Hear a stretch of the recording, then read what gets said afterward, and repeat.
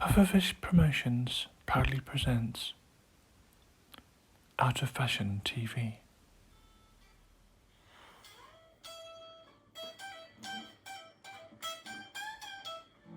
I love creating and I know you do too. All I want to do is find out more about you. So welcome to Out of Fashion TV. Honest starting artist, that's the way it's meant to be. So there we go. Welcome everybody back to an exclusive Out of Fashion TV with Simiana from the Quagaars. And she's originally from the kitchen? Well, the band is from the planet Quagaars, that's our backstory, but I'm from Australia. Hooray! That's a hell of a bus journey there. Well, there was a bit more than a bus involved with that. Yeah. Before I start asking you more questions, I'm intrigued about the guitar you got there. Can you show a bit more of the guitar to the screen? Nice little close up. This is the Chimpanbacker. Chimpanbacker, yeah. So as you can see, it's chimp shaped. Designed it. Yeah, she designed it. It's made using a Ibanez Iceman kit. Yeah. Or from Amazon. Oh, just somewhere in Australia. Oh, that's really cute as well. And it's yeah, we had this idea, and I thought, well, that sort of shape was kind of all right, was right already, and we just kind of had my friends. Oh, his hat's fallen off. My friend Ray helped me to actually do the woodwork part of it. Yeah. Someone else just fall over. Yeah. So then I painted it, and you got his eyes here, nose, mouth, tongue sticking out. His hands are holding the pickups. That's one leg, and that's the other leg. So he's sort of stretched out in an odd position. But okay. Well, it still looks effective though. I don't have an amplifier here at the moment, but do you want to play us like a quick song about maybe like one of your favourite songs you've ever written, or a song about being a monkey yourself? I don't really have one about being a monkey, but I could write one on the spot if you like. But okay, give us one with a catchy chorus. One with a catchy chorus.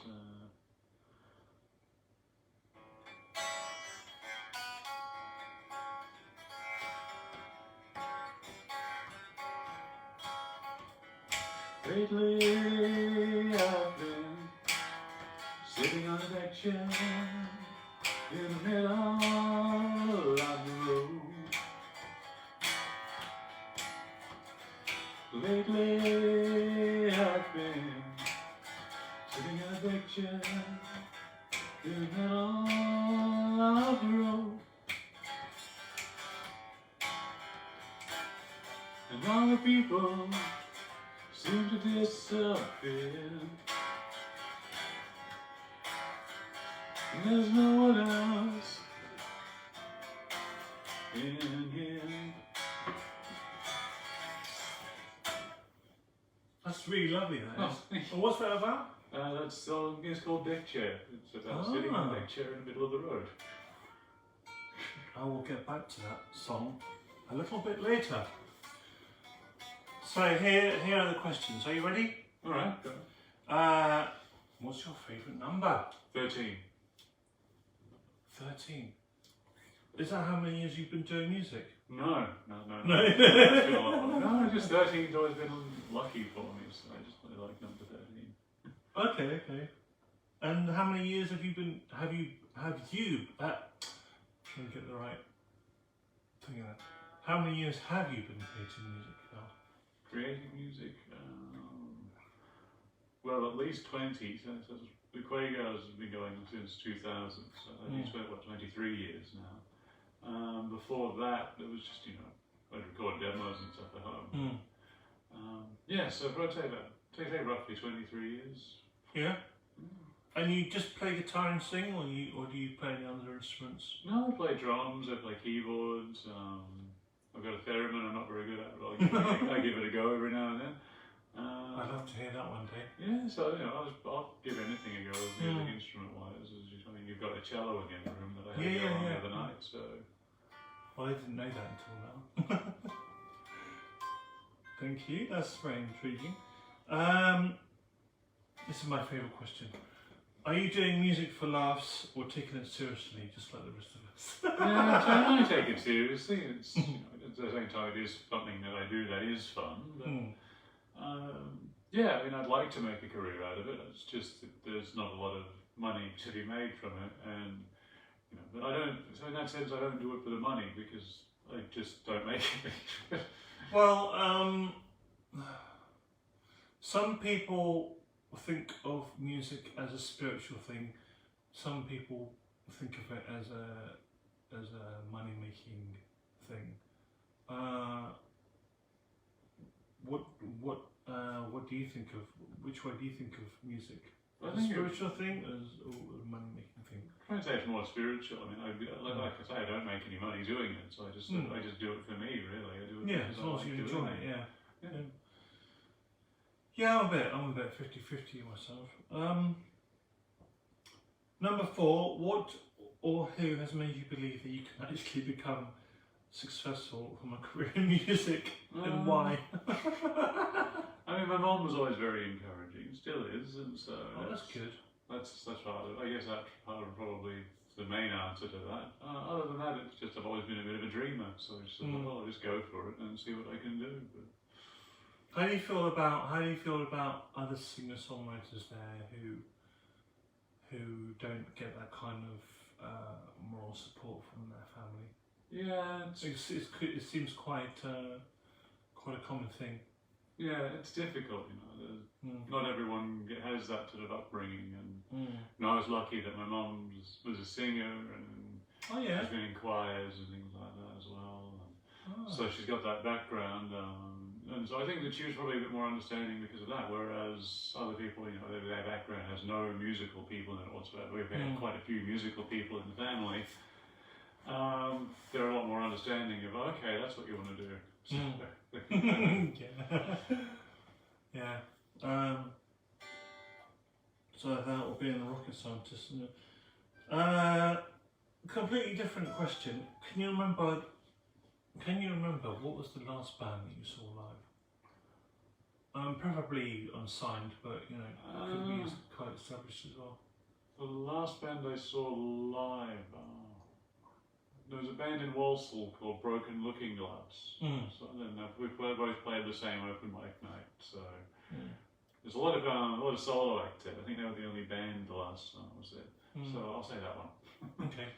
What kind of music were they? Who did they sound like? Maybe we can check them out on Facebook. Yeah, they're a good band. Sort of a very Neil Young influence type stuff. Yeah. Yeah, maybe with a bit of a sort of a heavier edge to it. But yeah, maybe a little bit sort of kind of like a folky, grungy kind of vibe. Sort of maybe some of the early Radiohead stuff. Nice, my sort of thing. Okay. So this isn't my question. This is a question from one of your fans, or one of our fans. If someone was to steal your phone or MP3 player or even Walkman, which 3 artists or bands would you be listening to? Would I be listening to? Right. I don't usually listen. I mostly listen to music on vinyl and things like that. So on the phone. What if you can get mini vinyls these days? Well, yeah. I guess that'd be called CDs, wouldn't they, or mini? Well, yeah. I have CDs in my car back in Australia. But, retro. Yeah, I don't really get on the whole streaming thing or all that. I don't really use it. But I think the band that I've been listening to the most lately is a band from Canberra called Glitterous. You've got to be careful with that. That's a G, not a C at the start. They're a really good punk. Well, they started off as punk, they now call it genre bending because they've kind of gone a bit more art rock, prog, type Oh, thing. you got me there.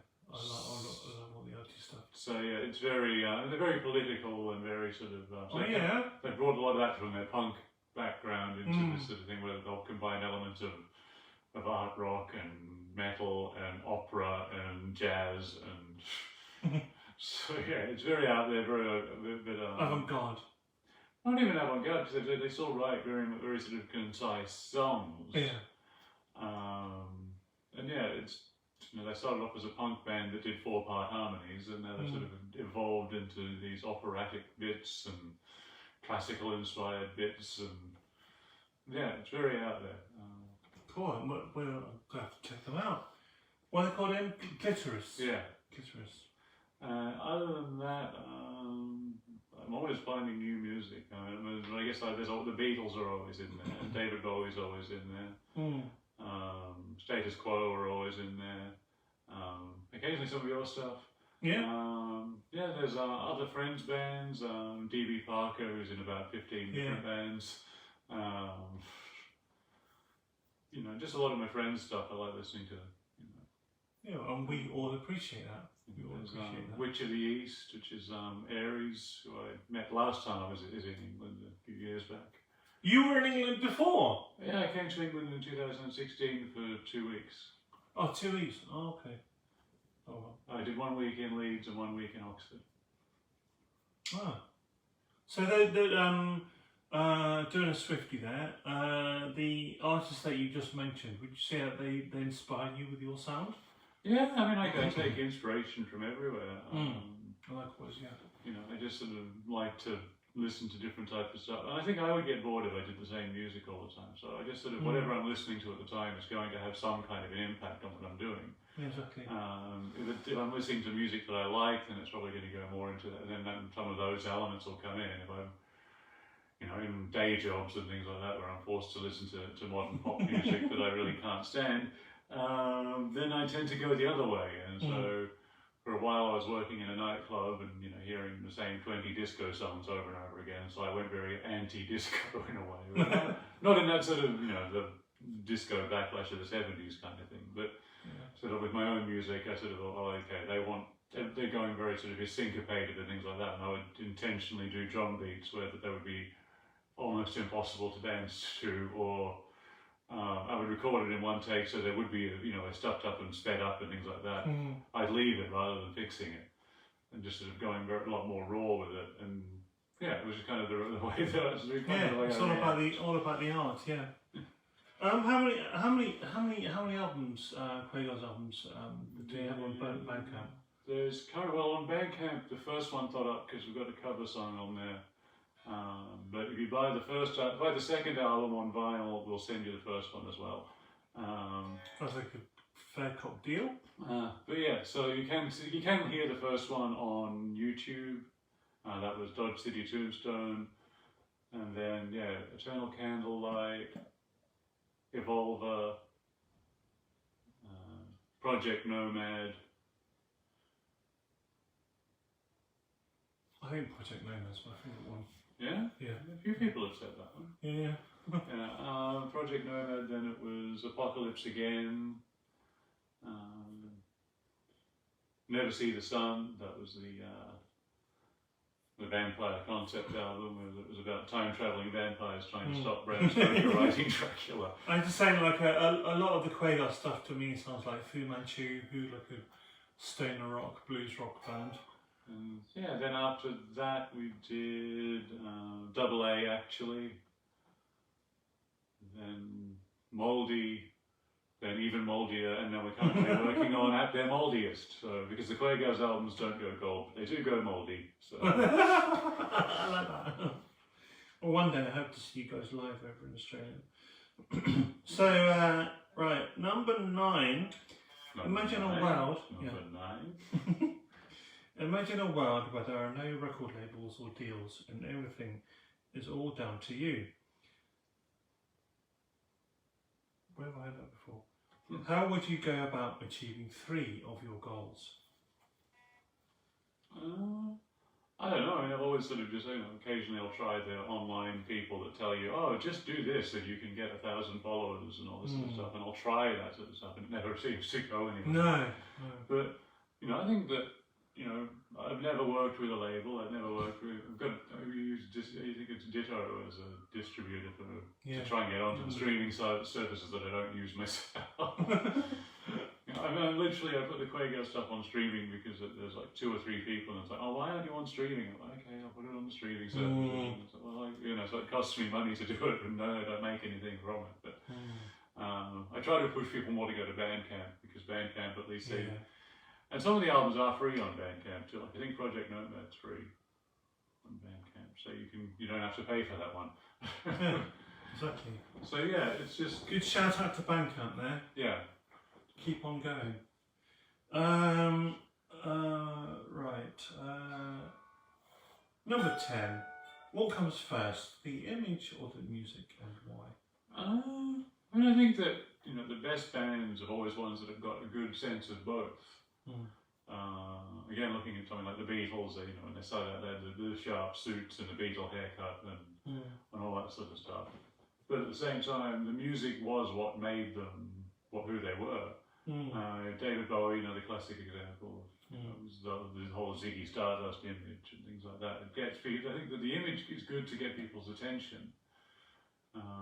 But once you've got their attention, I especially find that out when I'm busking, because people see me before they hear me. Yeah. So I think that if you look unusual or just interesting or whatever, if you've got something that stands out, then it does tend to sort of get people's attention a bit more, and they might be more inclined to, whereas before they might see you as they walk past and hear you playing, and they're like, yeah, that's fine. But if you have an image that can really capture people, then it does sort of seem to be that really, it seems to hook people a bit more. Absolutely agree. Number 12, what are your plans as an artist for this week? For this week, well, I'd like to play some open mic nights around here. I think could be one tonight. Could very well be. I'm not sure. You did mention something about that earlier. Yeah. And then I think there's a thing on Saturday. You want me to play an open for you at your single launch, with me being there on sort of an open mic kind of thing beforehand. Oh no, it's not an open mic, so it's like a half an hour slot. Yeah. Right. At the lunch. But yeah. I'll try and get a video done of that for you, so you can share it with your fans and followers. Cool. Thank you. Yeah, I'm looking forward to that. I'm looking forward to playing, more than just 3 songs. So. Yeah. And last question: what advice would you give to artists who are just starting off? Probably just keep going, keep at it. Don't get discouraged.